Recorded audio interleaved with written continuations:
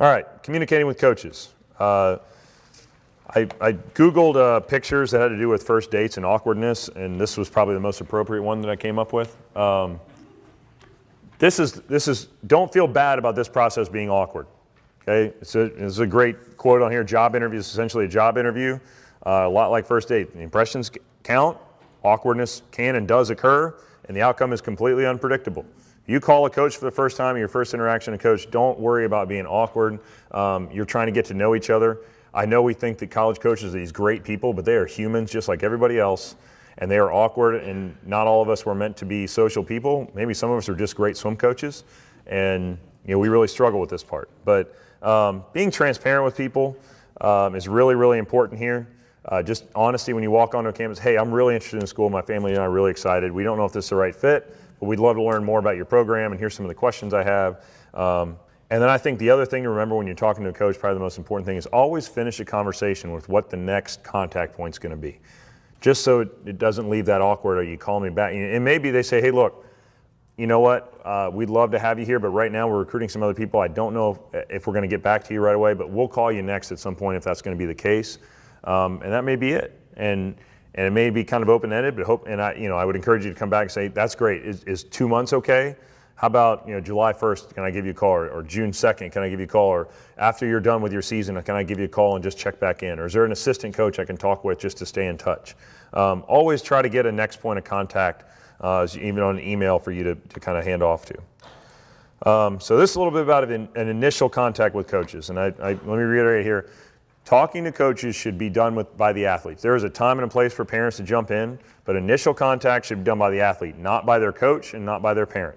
I can tell you as a college coach when I was there, every time we got an email from a parent, hey, my kid is so-and-so, we are so interested in your school. Like, we?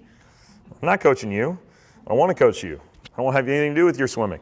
Okay? I'm not, and it was like an immediate red flag. You're like, okay, they can't handle themselves, they can't do this on their own, we don't want to touch this. Every now and then you'd have a coach reach out and say, hey, I've got this kid, they're really awesome, love to come here. I can tell you right now, if the kid emails and says, hey, I'm really interested in school, I filled out a questionnaire, so I'm going to tell you here, and then a coach follows up, that's really powerful. And I've told everybody here that's reached out, if somebody says, hey, I haven't heard back from so-and-so, or I feel like I'm going to reach out to the coach at such and such school, I'll always tell them, hey, you go ahead and email them, you shoot me a text when you email them. If I know who they are, or you shoot me their email or phone number, I'll follow up and say, hey, I have a swimmer at SwimMag. They're really interested in your school. I think they just reached out to you. Do you got a minute I can talk to you about them? That's a really powerful way to connect. If the kid has not reached out at all, and it's just a cold call from me, it doesn't go over very well. So always be by an athlete. And this is kind of the three things that go into this. If you want to reach out for the school for the first time, make sure you're registered. Go to the clearinghouse, register first. Okay? Complete the questionnaire. Most websites have a questionnaire on it. Go into the question, and you can do this for any school you want, and you can do it twice. If you have a great junior year after your sophomore year and you want to go back and update it, go do that. If you moved, go back and fill out that questionnaire. Usually that questionnaire dumps all of your information into a system on the coach's side, whether it be an online system or whatever they're using, a spreadsheet, it might be an email, I don't know, but it puts it where they have it. If you email them, some coaches use email that way, but generally that questionnaire if you do both, it's going to make sure they have it. When you email a coach, I'll tell you what to email in a second, email the head coach and an assistant. Okay, you can usually go to the athletic department website, and one of the things will say about the athletic department, if you drop that down, it'll say athletic department directory. And it'll give you and they've been taking phone numbers off of them recently, I've noticed, but by and large, you can find every coach's in that entire athletic department's email on there. Keep in mind, most public schools are under open record law, so they can't really hide their contact information or anything. You can find it. You can put it on, sometimes it's on their bio, but find both a head coach and an assistant coach and email them both. Because sometimes head coaches are great, but they are doing a lot of different things. Sometimes they're really good about recruiting emails. Sometimes the assistant coaches are required to get back to that. If you want to email 2 assistants with them, that's great. Coaches, or coaches, Mike, Sarah, and Jim, or whatever it might be. I'm, emailing all of you because I'm interested. So just email more than one coach. I've heard a lot of people, I've heard girls that they go, yeah, I emailed the female assistant. I never heard back. And if you look at the website, the female assistant might be part-time. It's like you needed to email the head coach and the female, and you might got a response. So this is a great first email to coach. And This is kind of what I think it should look like, and this is done really. You don't want to have you don't want to put your life story in an email. You don't want to put a narrative in there. You want to keep it pretty short, pretty sweet, pretty simple. But start, and I highly recommend this. This is not me, trying to pump us up, but I think you should put SwimMac in the subject line. SwimMac, and put what year you are. And again, they don't want to spend time trying to look you up and figure out what they're allowed to do for you. They just want to know exactly who you are, where you fit, where you are on the radar, and your name. So put in there SwimMac Junior Recruit so and so, your name. Okay, put that in the subject line. That way they get all the information right off the bat.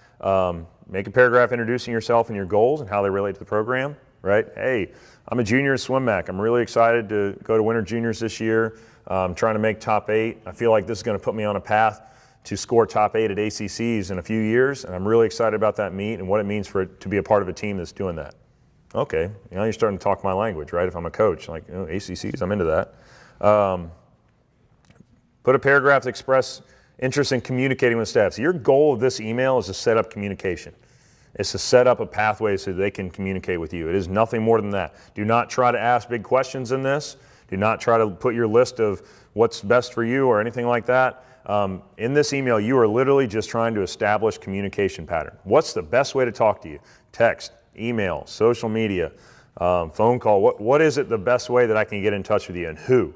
Is it your assistant coach and handling all the junior recruits? Is it your second assistants doing all the sophomores?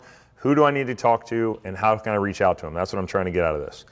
Give your contact info, give your SwimMac coach's contact info, especially if you're a sophomore and you're doing this. Make sure you put one of our emails in there. So, because I've had this, they email me back and go, hey, you had a sophomore that emailed us. Can you please let them know we got their email and we're really excited about it? We're just not allowed to email back.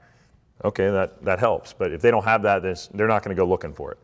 And then finish the email or attach it with maybe a list of just a short list of bullet points, your top events, maybe 5 or 6, your GPA, your test scores, something like that. If you have something handy, Honor Society, whatever it is, or you can put it into an attachment. It kind of has your accomplishments on it, something like that. They're probably not going to dig into it quite to that level yet. They just want to know you're interested. They'll see your stuff. They'll kind of look down. They'll get a group on it, and they'll go from there. I also recommend you put in social media handles. Yes. For all of you student athletes in here, I would highly recommend you put your handle on there. If your account is private, that's okay. But if you have stuff on there you don't want them to see, probably shouldn't have it on there, number one, because they're going to find it some way or another. Most student athletes at this point have gotten pretty savvy with how they handle that. If they have other accounts or something they want to hide, I don't think that's a good idea. But I was around when Facebook was kind of growing pretty rapidly when I started in college. We didn't have Instagram or anything like that, and I distinctly remember it was my junior year. We got called into a meeting with the athletic department. There was a handful of different people from different sports. It was the captains of all the teams, and our coaches were sitting in the back. And for every person that was called in, not the captains, but the people on the team that were called in, they had a folder of printed out pictures from Facebook of them partying, drinking, doing whatever, and sat down. And I mean, a lot of that stuff's been cleaned up. A lot of people have gotten a lot smarter about how they use it, but people didn't realize that they could see that. A lot of the ways they got the pictures were from other teammates, unknowingly posting it, commenting on it, something like that, and it popped up on some administrators that they were, maybe theirs was nice and clean, but they said something about it and it carried over. So one way or another, that stuff will get out. And people do communicate. You have a lot of young coaches out there that are using these things. They're a great way to follow coaches. I know I use my Instagram personally for my family for the most part. It's just something I think is special to me, and I put people on there, and it's about my family, and that's what I want to put out there. And I don't put a whole lot, but I hope that if somebody were to be interested in coming here, they look me up and go, hey, he's got a cool family. And if that's cool to you, that's awesome. But if it's not, I don't really care. And I think some of these coaches are the same way. You can kind of get to know these coaches that way. And if you follow them, they're going to notice it. You can send comments back and forth on social media. Some will comment on your pictures. I've heard of coaches already following people or liking pictures. I've heard of a coach recently that liked somebody's prom pictures. Hey, you look great. They're allowed to do that. Just kind of cool. But I would put that on there. Just, I tried to find one of those cat memes that said people are humans. I think they're hilarious. Anyways, that's the analogy there. But just remember that coaches are human. Okay, they're not always great at this. We try to be great communicators. We try to get back all the time. If you're a head coach, you are balancing a lot of things.